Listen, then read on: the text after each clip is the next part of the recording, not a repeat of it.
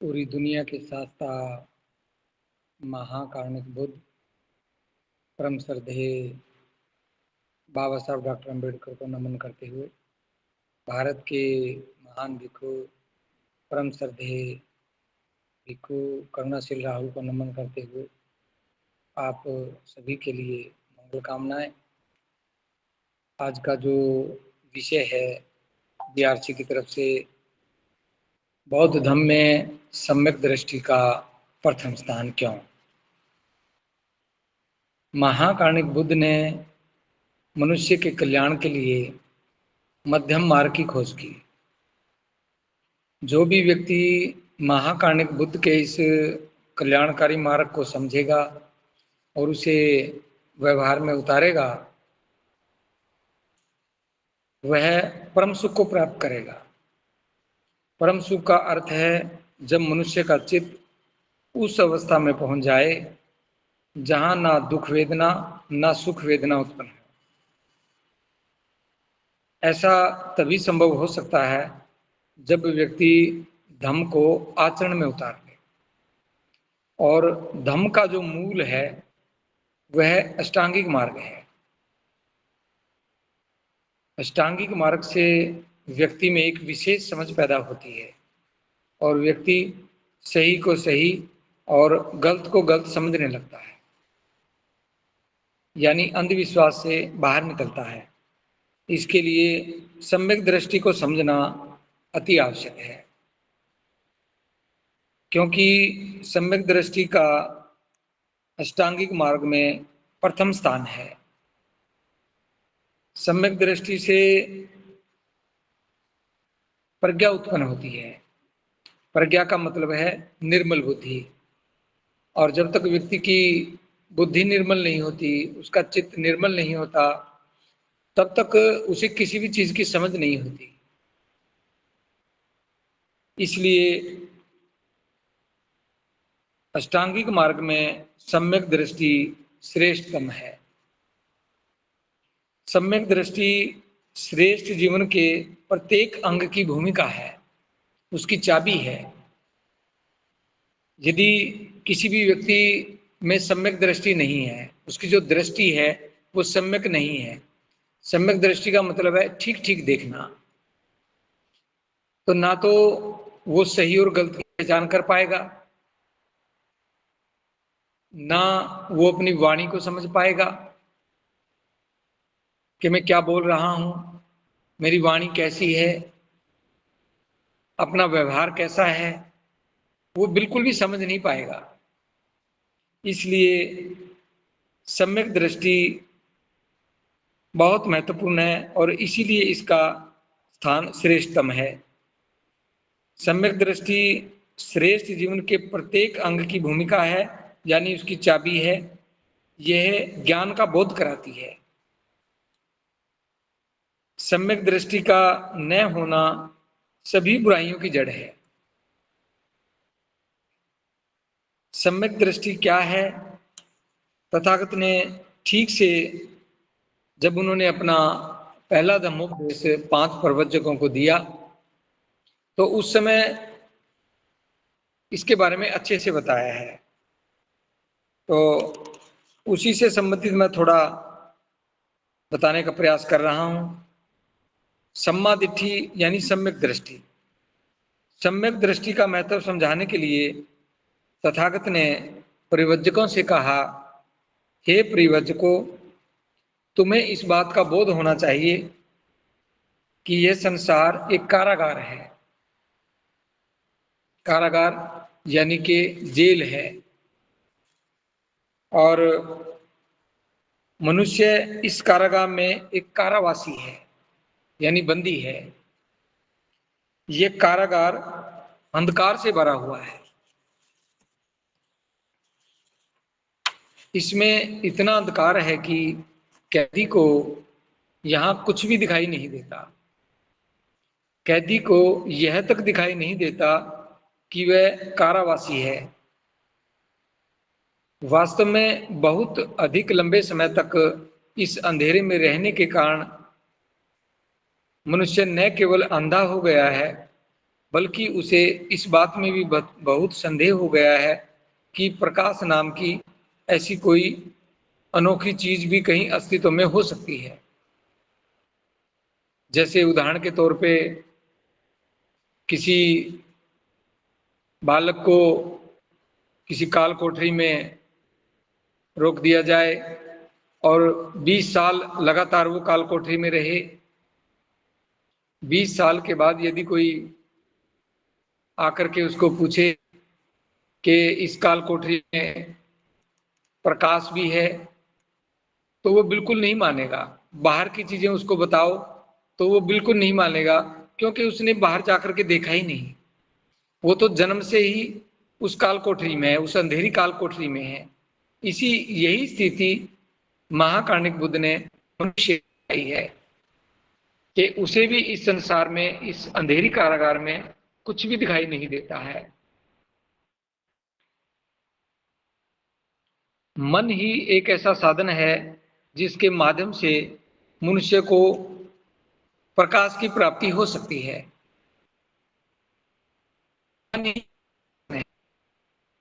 जिससे व्यक्ति को प्रकाश की प्राप्ति हो सकती है। लेकिन इस उद्देश्य के लिए इन कारावासियों का मन एक उपयुक्त साधन नहीं है। इनका मन थोड़ा सा प्रकाश ही आने देता है, और वो थोड़ा सा प्रकाश इसी प्रकार है जो बस केवल इतना पर्याप्त है जिससे देखने वाले ये देख सकें कि अंधकार नाम की भी कोई वस्तु है। बस इतना सा मान ले। जैसे आपने सामान्य जन को देखा होगा, जब भी उनको कोई सही मार्ग दिखाए, वो थोड़ा सा तो एक बार मान लेते हैं, लेकिन उस पर विश्वास नहीं करते, और उनके मन में यही धारणा रहती है पता नहीं ये सही है या नहीं है, और वो उसको ठीक से समझ नहीं पाते और ना ही उस पर चल पाते, क्योंकि उनका मन ने थोड़ा सा प्रकाश दिया है। और थोड़े से प्रकाश से व्यक्ति ज्यादा कुछ नहीं समझ सकता, इस अंधेरी कारागार से बाहर नहीं निकल सकता, इसके अंदर कुछ भी उसको ठीक ठीक दिखाई नहीं दे सकता, जिससे देखने वाले ये देख सके कि अंधकार नाम की कोई भी वस्तु। उसी प्रकार व्यक्ति का ये मन है जो थोड़ा प्रकाश में थोड़ी ही जानकारी रखता है। इस प्रकार यह स्वभाव से ही दोषपूर्ण समझ है। लेकिन हे प्रियवाचकों, ये जान लो कि कैदी की स्थिति ऐसी आशाजनक नहीं है जैसी ये प्रतीत होती है। जैसे बहुत सारे लोग आपने देखे होंगे, जैसे वो किसी एक लक्ष्य को लेकर के चलते हैं, और जब उनसे पूछते हैं कि भी आप कितने दिन से ये काम कर रहे हैं, तो वो बताता है कि मैं तो 20 साल से इस काम को कर रहा हूं। लेकिन कोई व्यक्ति समझता ही नहीं, कोई व्यक्ति मेरी बात ठीक से जान ही नहीं पा रहा। ऐसे बहुत सारे लोग हमें देखने को मिल जाएंगे। तो वो इस बात को देखता है और कहता भी है कि ये तो लोग ही नालायक हैं, ये तो समाज ही नालायक है, ये तो बात को समझता ही नहीं। लेकिन तथागत कहते हैं कि इस कैदी की जो इस अंधेरी कारागार में है, इसकी स्थिति इतनी निराशाजनक नहीं है जैसी ये प्रतीत होती है। क्योंकि मनुष्य में एक चीज है जिसे संकल्प शक्ति कहा जाता है, मनोबल कहा जाता है। जब मनुष्य के सम्मुख कोई उपयुक्त प्रयोजन का उदय हो जाता है, उपयुक्त प्रयोजन यानी कि कोई ऐसा जीवन में लक्ष्य है उनके जीवन में आ जाता है, उन्हें मिल जाता है जिस पर वो अपना पूरा जीवन लगा सकें, और वो स्वयं का भी कल्याण करे और अनंत लोगों का कल्याण करे। ऐसा कोई उनके सम्मुख कोई ऐसा उपयुक्त प्रयोजन आ जाता है, तो व्यक्ति अपने इस मनोबल को जागृत क्रियाशील कर सकता है। जो उसका मनोबल है उसको क्रियाशील कर सकता है। किस दिशा में इस मनोबल को लगाया जाए, यह देखने के लिए पर्याप्त प्रकाश मिलने पर मनुष्य उस मनोबल का मार्गदर्शन कर सकता है और इस प्रकार बंधन मुक्त हो सकता है। अब ये इस प्रकार मनोबल जो है, इसको मनोबल को थोड़ा सा आपने समझना पड़ेगा।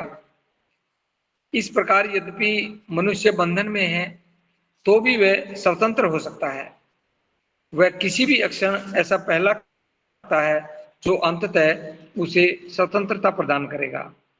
ऐसा इसलिए है क्योंकि हम जिस किसी भी दिशा में अपने मन को ले जाना चाहें, हमारे लिए उसे उस दिशा में ले जाना संभव है। ये मन ही है जो हमें जीवन रूपी कारागार का कैदी बना, और मन ही है जो हमें ऐसा बनाए रखता है।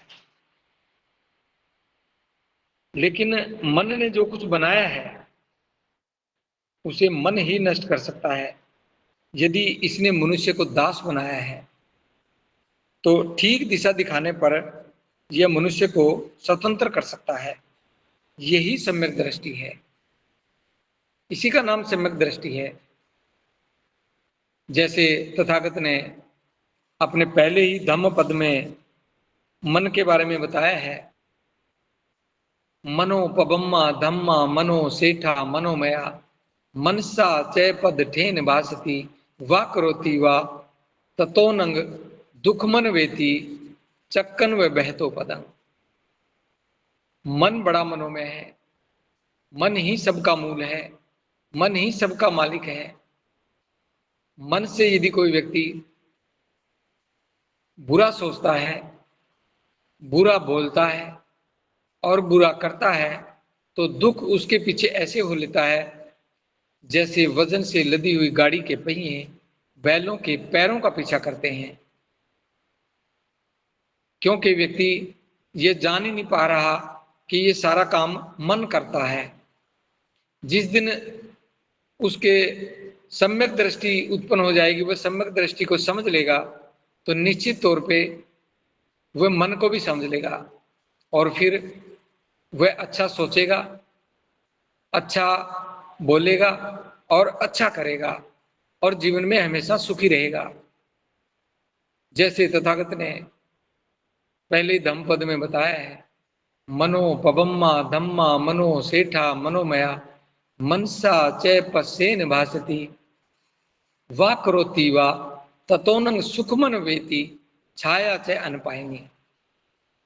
मन बड़ा मनोमय है, मन ही सबका मूल है, मन ही सबका मालिक है। मन से यदि कोई व्यक्ति अच्छा सोचता है, अच्छा बोलता है और अच्छा करता है तो परिणाम भी अच्छा आता है और जीवन में सुख आता है। और सुख उस व्यक्ति के पीछे ऐसे हो लेता है जैसे कभी भी साथ ना छोड़ने वाली परछाई। तो इस प्रकार मन मनुष्य को किसी भी दिशा में ले जा सकता है। बस हम मन को किसी भी दिशा में ले जाएं, हमारे कहने से ही मन चलेगा। यदि हम बुरा सोचने लगेंगे तो फिर बुरी दिशा में जाएगा, बुरे काम करने लगेगा। और यदि हम मन को अच्छी दिशा में ले जाएंगे तो फिर हम अच्छा सोचेंगे और हम अच्छा बोलेंगे और अच्छा करेंगे। तो इस प्रकार हम मन को किसी भी दिशा में ले जाएं, उसी दिशा में हम मन को ले जा सकते हैं। सम्मा दिट्ठी का अंतिम उद्देश्य क्या है? अविद्या का नाश सम्या दिट्ठी है। यह मिथ्या दृष्टि की विरोधनी है। अविद्या का अर्थ है चार सत्यों तथा दुख के अस्तित्व एवं दुख के निरोध के उपाय को न समझ पाना। क्योंकि व्यक्ति जब अविद्या में होता है तो उसका मन उस प्रकार काम नहीं कर सकता जिस प्रकार सम्यक दृष्टि वाले व्यक्ति का मन काम करता है। सम्यक दृष्टि का अर्थ है कर्म कांड के क्रियाकलापों की प्रभावोत्पादकता में विश्वास न रखना और शास्त्रों की पवित्रता की मिथ्या धारणा से मुक्त होना। मिथ्या धारणा क्या है?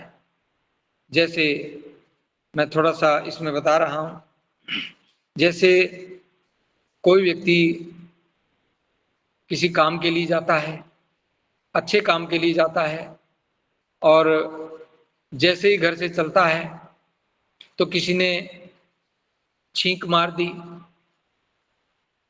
तो घर के और लोग भी कहेंगे अब जिस काम के लिए जा रहे हो ये तो अपशगुन हो गया, ऐसी धारणा है। और उस व्यक्ति को आगे जाने के लिए, उस काम पर जाने के लिए रोकने का प्रयास करते हैं, और व्यक्ति भी भयभीत हो जाता है कि अब तो किसी ने छींक दिया है, अब तो मेरा काम मुश्किल ही बनेगा। जैसे कोई व्यक्ति रास्ते में जा रहा है और उसके सामने से बिल्ली गुजर जाती है। अब बिल्ली गुजरी है अपने काम से और हम जा रहे हैं अपना काम, लेकिन धारणा क्या है, मिथ्या धारणा क्या है कि ये बिल्ली तो रास्ता काट गई है, अब तो मेरा जो कार्य है निश्चित तौर पे अब वो कार्य आज नहीं बनेगा। और इस प्रकार उसके मन में ये धारणा बन जाती है और वो भी संदेह में आ जाता है और भयभीत हो जाता है कि बिल्ली ने रास्ता काट दिया है, जबकि बिल्ली अपने काम से जा रही है, हम अपने काम से जा रहे हैं। बिल्ली भोजन की तलाश में निकली है और कहीं भी हमने ऐसा नहीं देखा कि बिल्ली ने रास्ता काट दिया हो। लेकिन धारणा है, मिथ्या धारणा है, यदि सम्यक दृष्टि उत्पन्न हो जाती है तो यह मिथ्या धारणा से मुक्त करती है। जैसे और भी बहुत सारी मिथ्या धारणाएं हैं। जैसे हम घर से चलते हैं, कुत्ते ने कान फड़फड़ा दिए।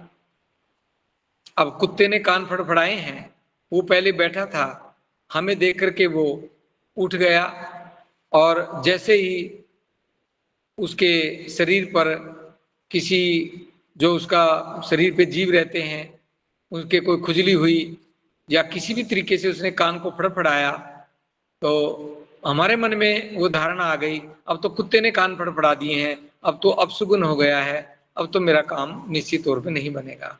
ऐसी मिथ्या धारणाएं हैं। और भी बहुत सारी धारणाएं हैं। जैसे विशेष करके हम महिलाओं को देखते हैं, हर क्षेत्र में कोई न कोई दिन ऐसा होता है जब ये धारणा होती है मन में, विशेष करके महिलाओं के, कि वीरवार को मैंने सिर नहीं धोना, वीरवार को सर नहीं धोना, बाल नहीं धोने। अब ये मिथ्या धारणा है, जबकि सभी पुरुष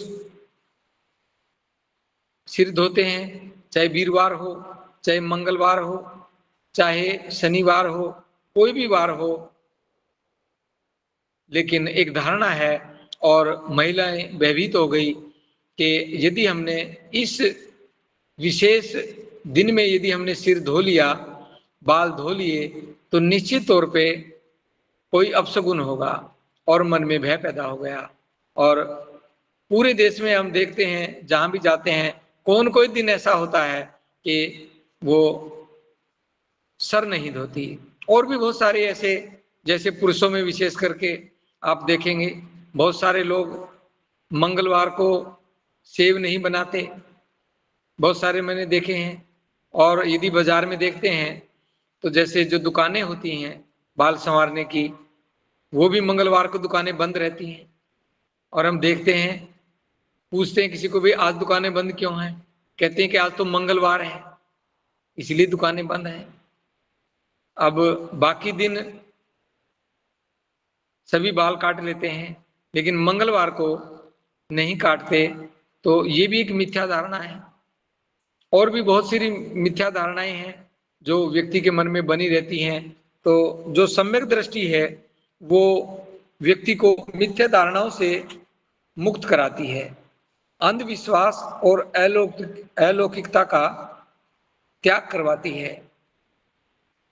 मिथ्या अंधविश्वास, अंधविश्वास का मतलब है सही को गलत मान लेना, और गलत को सही मान लेना, और जैसा कोई कह देता है वैसा ही हम करने लगते हैं, जिससे हमारे जीवन में बहुत सारी ऐसी बाधाएं आती हैं और हमारा पूरा का पूरा जीवन दुखी हो जाता है। जैसे विशेष करके मैं एक छोटा सा उदाहरण दे रहा हूं। जैसे आम व्यक्ति के मन में ये धारणा बना दी गई है, इस प्रकार का अंधविश्वास मन में बैठा दिया है कि जैसे कोई ऐसा वृक्ष है किसी भी प्रकार का और वो एकांत में है, तो ऐसी धारणा बना दी गई, फैला दी गई कि यदि उस वृक्ष के पास रात को 12 बजे चले जाएंगे तो निश्चित तौर पे वहां तो कुछ न कुछ अपशगुन हो जाएगा, कुछ न कुछ उसका बुरा हो जाएगा। इस प्रकार की धारणा फैला दी और व्यक्ति अंधविश्वास में आ गया और कभी भी उस वृक्ष के पास नहीं जाता।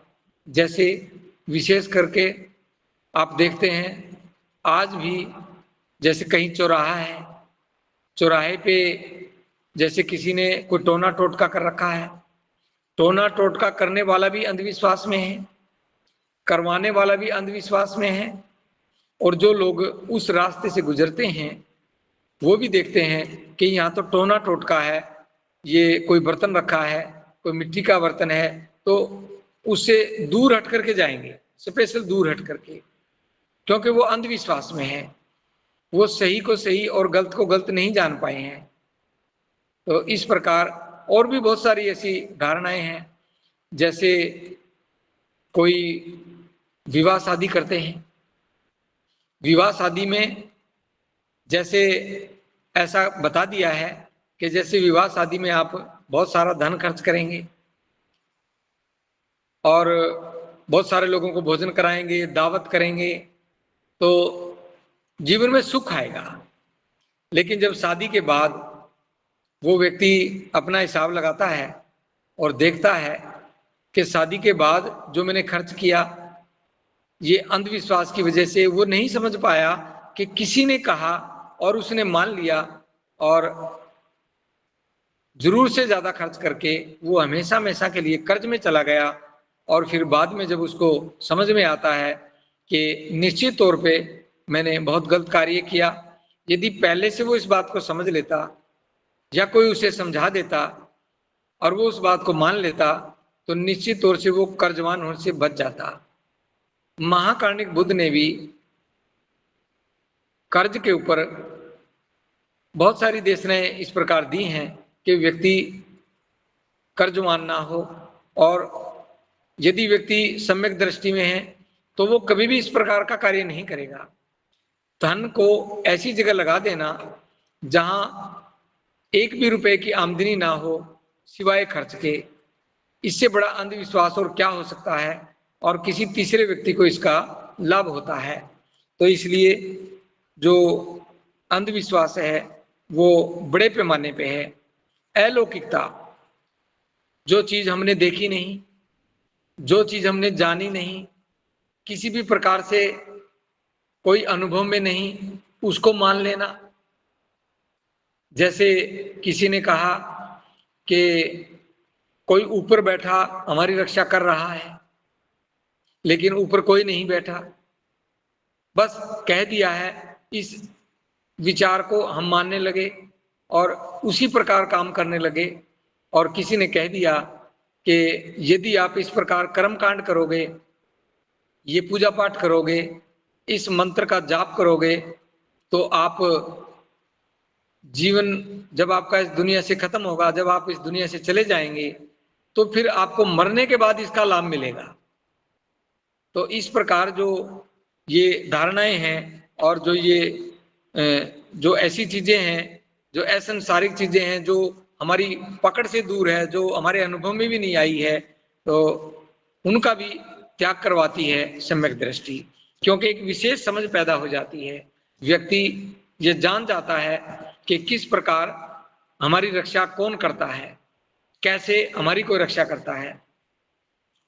ऐसी सभी मिथ्या धारणाओं का त्याग करना जो कल्पना मात्र है, सिर्फ कल्पना है उनकी, जैसे अभी मैंने इसका जिक्र किया, जैसे स्वर्ग है, नरक है, इनकी कल्पना ही व्यक्ति को ऐसे स्थान पे ले जाती है कि वो उन्हीं के बारे में सोचता रहता है और अपने जीवन का ध्येय बना लेता है कि मैंने तो स्वर्ग की ही प्राप्ति करनी है। और सभी लोग स्वर्ग और नरक के बारे में सोचने लगते हैं।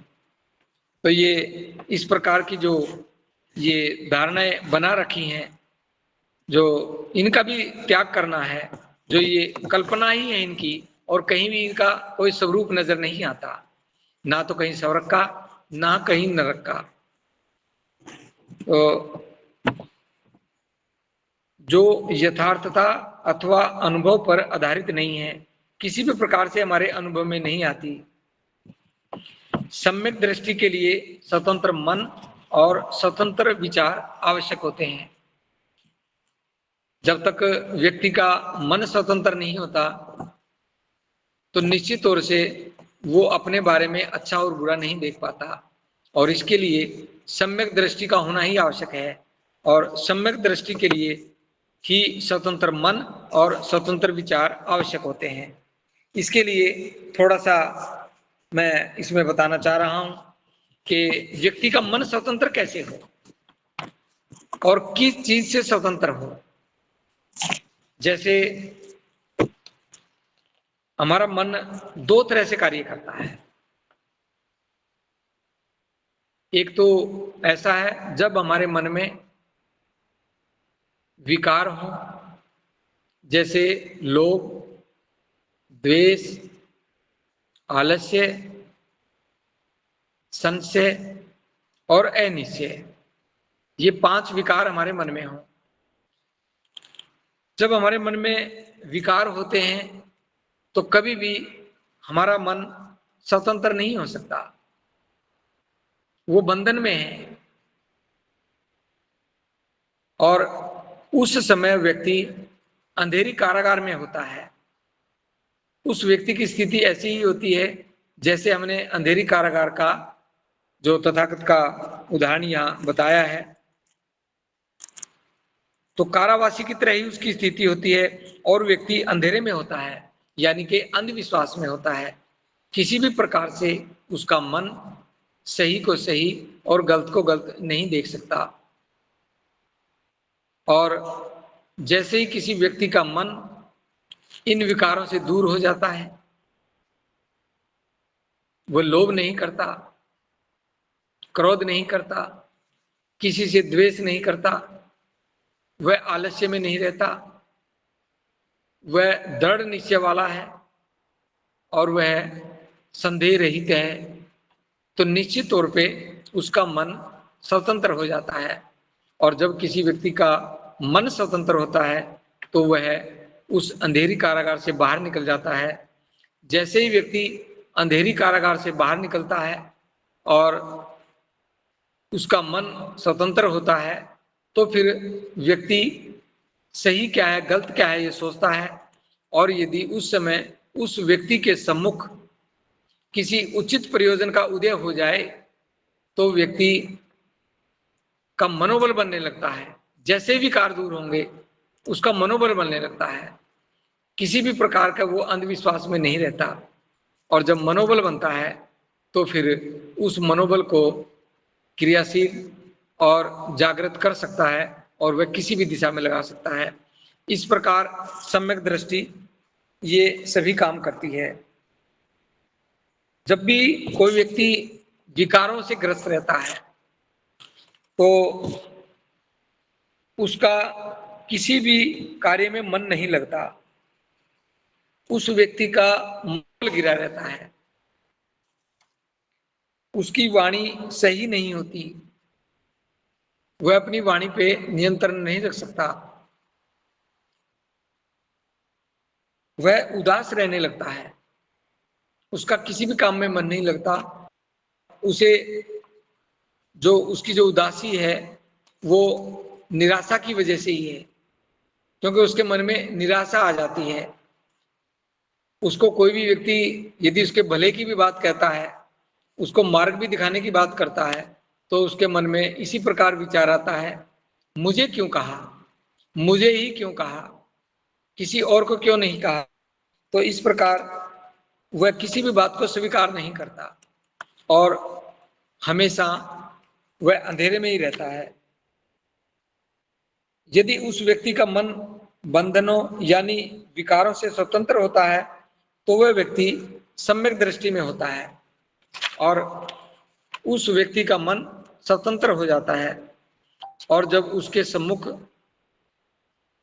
किसी भी प्रकार की कोई बात है तो वो उस बात को ठीक से समझ सकता है कि सही क्या है और गलत क्या है। यानी कि अंधेरी कारागार से वह बाहर निकल जाता है, यानी सम्यक दृष्टि में होता है और वो भय रहित होता है। इसलिए इस प्रकार हम सम्यक दृष्टि को ठीक से समझ सकते हैं, क्योंकि सम्यक दृष्टि के बिना हम अपने जीवन को अच्छे कार्य में नहीं लगा सकते, क्योंकि सम्यक दृष्टि प्रज्ञा का एक हिस्सा है। इससे प्रज्ञा उत्पन्न होती है और प्रज्ञा का मतलब है निर्मल बुद्धि, यानी कि उसके चित्त की निर्मलता। तो इस प्रकार कोई भी व्यक्ति सम्यक दृष्टि को देखे तो उसको लगता है कि वाकई में सम्यक दृष्टि ही धम्म का सबसे प्रथम अंग है। यदि कोई व्यक्ति सम्यक दृष्टि में है तो निश्चित तौर पे वह निब्बान की ओर जाएगा, वह परम सुख की ओर जाएगा। और यदि कोई व्यक्ति मिथ्या दृष्टि में है तो वह पतन की ओर जाएगा, अंधेरे में जाएगा और अंधेरे से भी और अंधेरे में चला जाएगा और कभी भी स्वतंत्र होने की बात मन में नहीं सोच सकता। इसलिए आज जो ये सम्यक दृष्टि का जो विषय बीआरसी की तरफ से हमें दिया गया है उस पे थोड़ा सा ये बताने का प्रयास किया है। यदि इसके संबंध में कोई भी किसी का कोई प्रश्न है तो वो बाद में किसी भी प्रकार से पूछ सकता है। इसके लिए इतना ही। आप इस बात को ध्यान से सुना, इस वक्तव्य को ध्यान से सुना। आपका बहुत बहुत मंगल हो। भवतु समंगलम, भवतु समंगलम, भवतु समंगलम। सरदेवंती जी को वंदामि, भिक्षु संघ को वंदामि। सबका मंगल।